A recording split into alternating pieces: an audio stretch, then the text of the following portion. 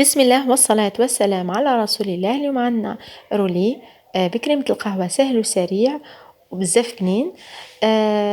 عندنا فيه 2 عظمات بهارات الغرفة، قرصة ملح صغيرة لتعديل الطعم، نحط عليهم 3 مغارف سكر عادي ونطلعوهم مليح بالبطل حتى تقريبا يبيضوا باش يجينا خفيف.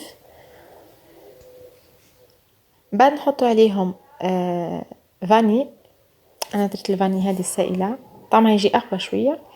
نحط عليهم 3 مغارف فرينه، هنا نحبسوا الباتير ونحركوا بيدينا، وهذه مغرف صغيره خميره تاع كاطو، ونبقاو نقلبوا هك حتى يعني تختفي الفرينه. نحط ورق الطهي ضروري ونصبوه البلا تقريبا 20 سنتيمتر، يكون صغير برك. هنا عندنا كريمه القهوه، سريعة القهوة سريعة الذوبان، نفس الكمية اللي نستعملوها السكر عادي والماء، ويكون بارد نوع عادي ولا حتى سخون. انا هنا درت نفس الكمية تاع الماء، والسكر زدت شوية، يعني نورمالمون تكون نفس الكمية تاع القهوة وتاع السكر، يعني اللي يحبها شوية مرة، هنا حبيتها شوية حلوة.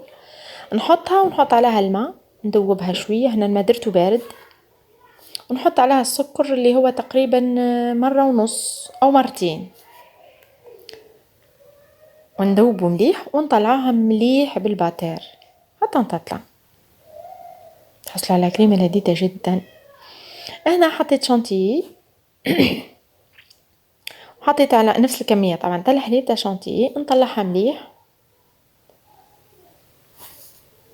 ومن بعد نحط لها بعد ما تطلع نقسم نص نخليه، ونص نحط له هذه الفلان كراميل، هذه كريم ديسير كراميل طبعا على جلد ذوق باش نغلف بها الفوق وتعطيني ذوق رائع. بعد ما طاب هنا شربته مليح بالقهوة، حطيته في السيرفيات كيما هكا ولفيته بيحكم يعني الشكل مليح. من بعد نحط له هذه الكريمة اللي تحصلنا عليها، واو، نغلفها مليح في الرولي تاعنا ونروليوها ونخليوها.